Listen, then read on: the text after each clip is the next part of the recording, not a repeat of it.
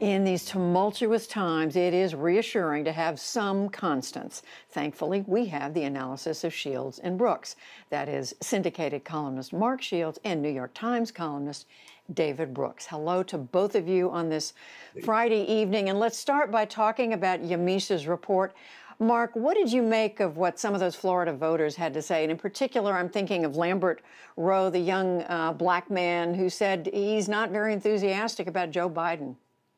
No, I thought Yamisha's piece captured the complexity of Joe Biden's problems as well as Donald Trump's in Florida. Florida is, anybody who thinks they understand American politics, I challenge them to go to Florida.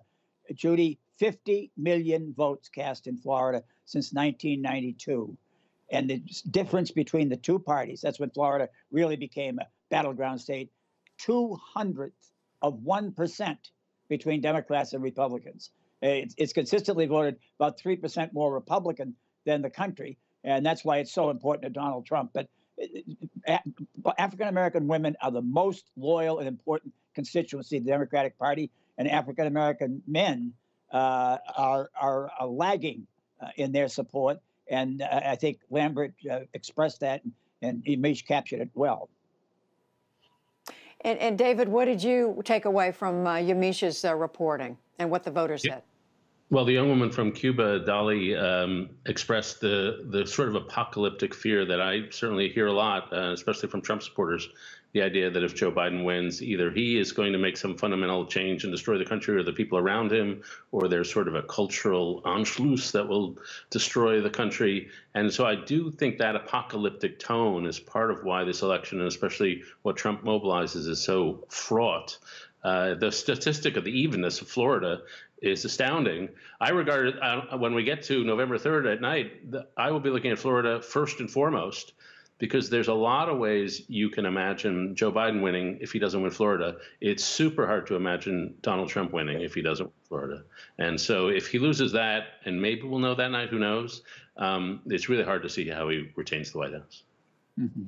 So let's connect all this to last night's debate, Mark. Not as many fireworks, some sharp differences. What did you take away from it? No tantrum, no food fight, Judy, and therefore it's Lincoln Douglas. I mean, it's amazing how our expectations have been lowered by the earlier performance of the incumbent. Judy, a presidential campaign has been compared to parallel skiing cross country.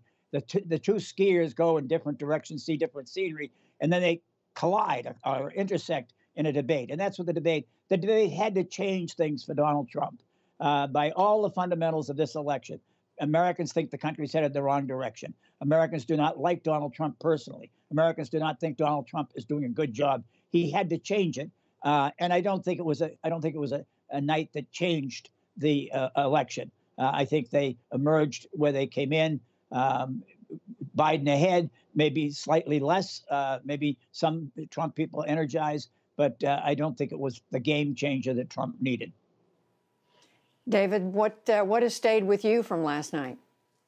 Well, I think the attempt to bring Biden down to his character level by the attack on Hunter and the attacks on the alleged business dealings with foreign countries, I don't think that particularly landed. It may have somewhat mobilized the base. Partly a lot of his base, a lot of people sort of like the policies but don't like the guy. And so he needs to reduce the character gap between the two. So maybe he did that a little. I thought Biden was best when something touched his moral core. And he showed genuine moral outrage on the separation of the children and the families. And his summation at the end was good.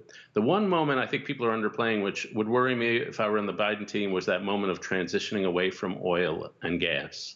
That Hillary Clinton said something like that about transitioning away from coal last time, and it really hurt her. Not only in coal countries, it's a cultural statement. A lot of people say, hey, I work in manufacturing, I work in industry.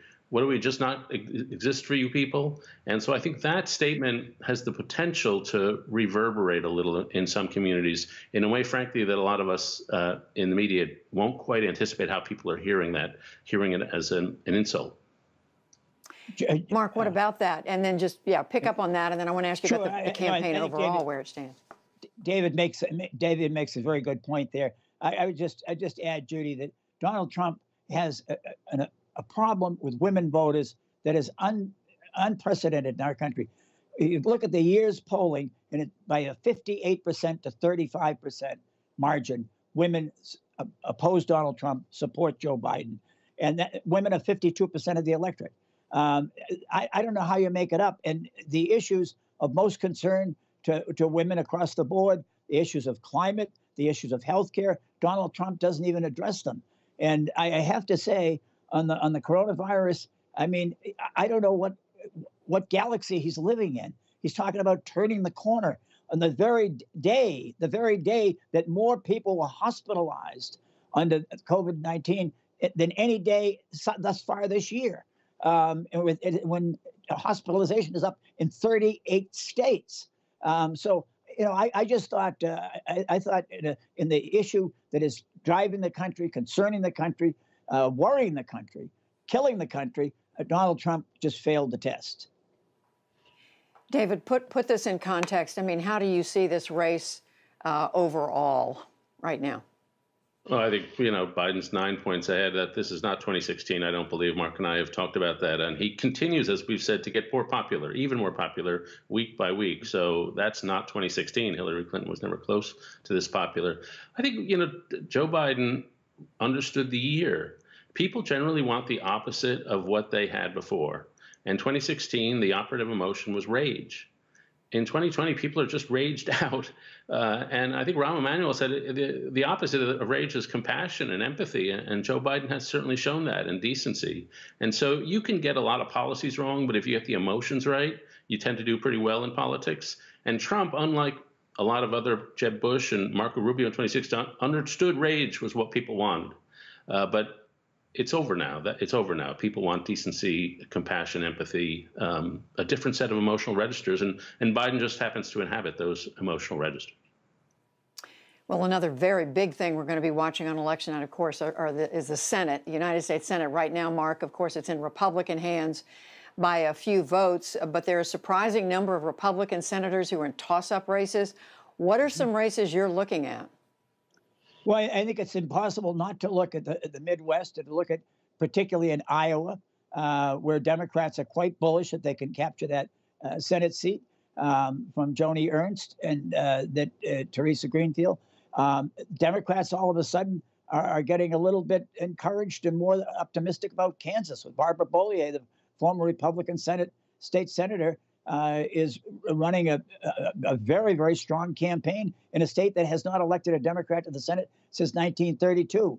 Republicans are frankly despairing and despondent about both Arizona and Colorado. Republicans I talked to today. And Maine remains a battleground. There's just a bundle. I think what is back, Republicans I've talked to today were concerned and comparing it to 1980, that if in fact Joe Biden did win by more than 8.5 points, which is Bill Clinton's margin in 1996 over Bob Dole, if he were to win by double digits, that the Republicans could lose not simply control of the Senate, but lose a bunch of Senate seats. And all of a sudden, places like Alaska come into play, as well as North Carolina. So, it's tough not to watch a bundle of these races, because they're all really within the margin of error, or at least within the margin of significant change. And so, David, what about you? What are you looking at in these Senate races? Yeah, I'm looking at Georgia, where there are two races because one is an appointee. And so both those are extremely close. There's the David Perdue race. John Ossoff is the Democrat. There's like a generational difference there. They're running pretty conventional campaigns, no distance between their party leaders. No, they're running on the normal healthcare issues. The other race is the Kelly Loeffler seat, where she was appointed to a businesswoman, and she's got Raphael Warnock, who is a Democrat who's suddenly been surging a bit over the last month. There's a cast of thousands in this race. I think 20 people are running. There's another Republican in the race, Doug Collins, who was an impeachment manager.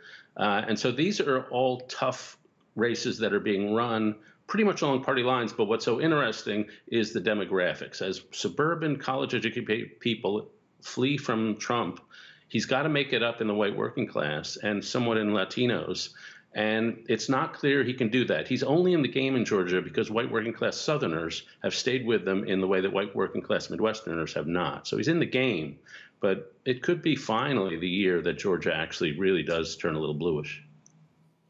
And Mark, how much difference would it make? I mean, we don't know what's going to happen on election day, but if Joe Biden does win this election, how much difference does it make for his presidency whether or not there is a Senate that's Republican or Democratic?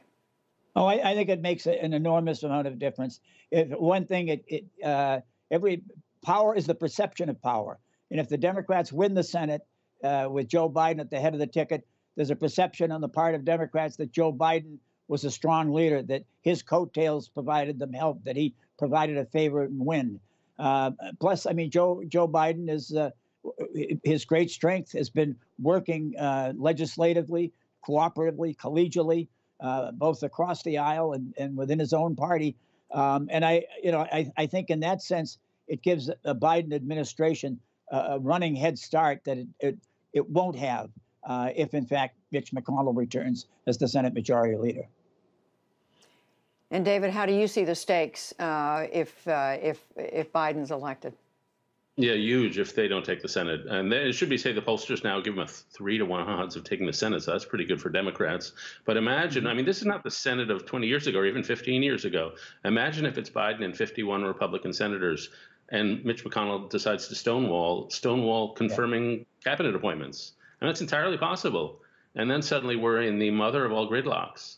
If for Democrats, I mean, maybe they can win over some Republicans, but in that circumstance, probably Susan Collins is not around. And so it just could be the fate of his presidency depends on them getting the Senate as well. Now, a majority, and as you say, a majority isn't always necessarily a majority. But we will see. So much to keep an eye on. Thank you both, David Brooks, Mark Shields. Thanks, Judy.